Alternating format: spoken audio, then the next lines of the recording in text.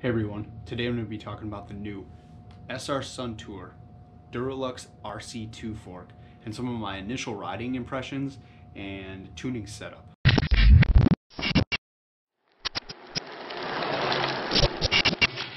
So first I'm going to give you guys a couple details on this fork.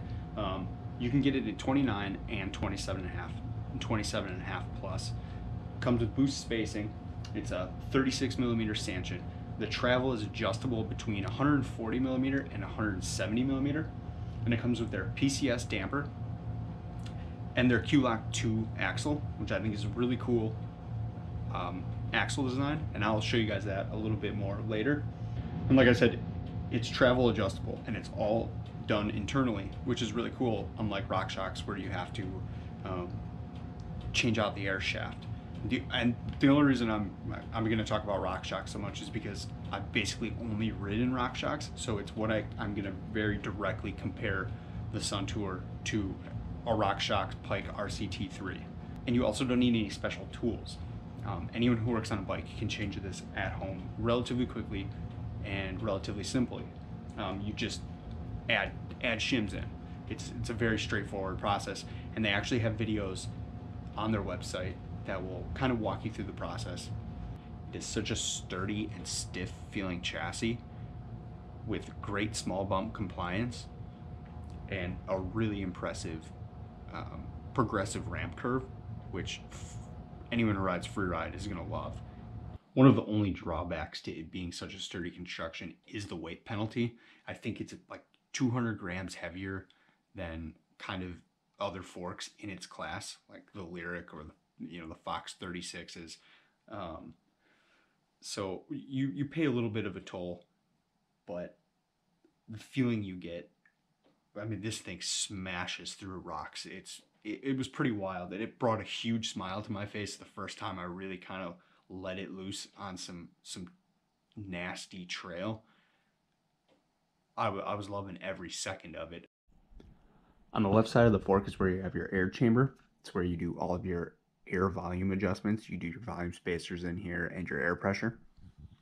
On the right side, you have your high and low speed compression. The high is the blue outer knob, and the low speed is the center one, silver. And then down here, they have a really nice integrated plastic fender, and it's a super nice fender. I'm pretty impressed with it. It's not like the cheap zip tie ones. Bolts on with 4 bolts right back here. Super sturdy construction. And then right here we have something that most forks do not have, and that is a bleed port. And you can also grease from those points, which is a really cool feature. I'm kind of shocked that no one else has really done that.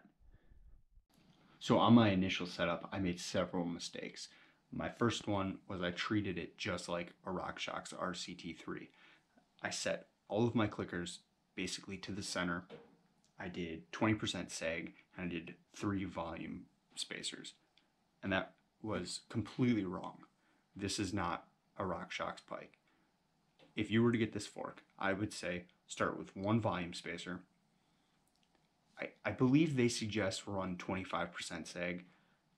I think if you set it anywhere between 20 and 25 for your initial ride, you'll be fine. But put all the clickers to the open settings. This fork definitely likes to be ran more open, which was a lot different for me because RockShox, to me, when I'm setting it up, I go center on everything and I adjust faster or slower compression rebound from there. This was totally different, and I wasn't used to that, and it caught me off guard. But now that I'm aware of it, it's a lot more easy to tune and explain to people. So when you pull the top cap out, this is what it's going to look like. And this is also where you do your volume spacer adjustment. I have 1 volume spacer in there right now. That's what it looks like right there. It's super simple. It just clips right in there. Tuck it up, pop it right back into the fork, and you're good to go. The interesting thing about this fork is how much benefit you get out of testing, doing your own personal testing.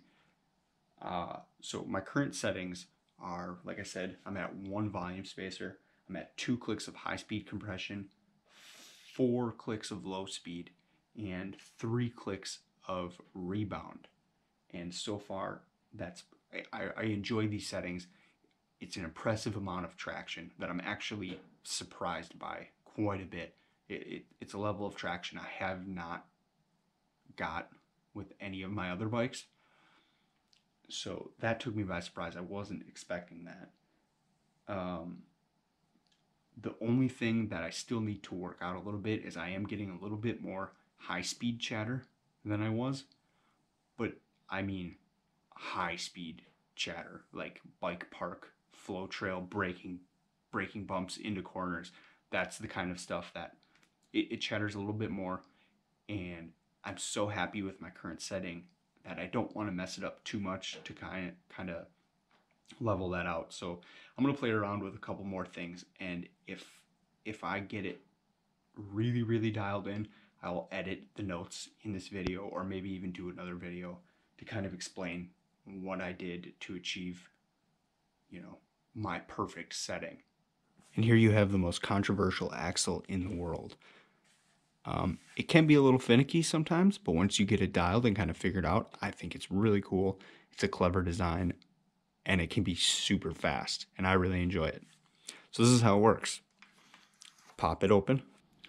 So the axle has this little expanding collet on the end. So what you do is you push this in, give it about a quarter turn. Comes straight out, just like that. Kind of a cool, clever design. So as far as some criticisms of the fork, or some things that I would like to see maybe improved down the line, are, like I said, the fork has to be run very open on all of the settings. I would almost prefer them be kind of a middle setting, because then I know I have, I can go in either direction. Because it's so open, I can't necessarily go any faster with my suspension. Like on a RockShox, if you're in the center, you can go faster or you can go slower. If you have your seg set properly, you shouldn't really have to go any faster on your settings, but it would be nice knowing you can if you need to. The other thing is, I would like each click to be a little more pronounced, especially on the rebound. It's not a very crisp feeling click. You really have to kind of finesse it a little bit, and then you can feel each click. So it'd be nice to have a little bit more of a crisp feel there. Also, this isn't just an SR Suntour thing.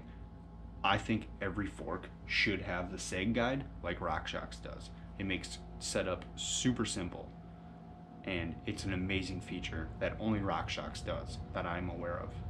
Overall though, I'm really impressed with this fork. I really like it, and I think it's a great upgrade for any bike, especially if you like tuning.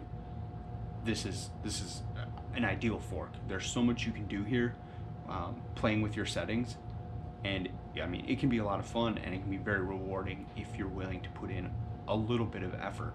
So if you're looking to upgrade, you can check out their website, srsuntour.com, and you can order right from their website, and they have tons of great deals going on. They always have discounts available. So if you head on over to srsuntour.us right now, you can save 15% off your first order, and you can also check out some of their great programs like the Demo to Your Door, the Upgrade Program, and the Grassroots Sponsorship Program. So check them out. And thanks for watching. Please subscribe.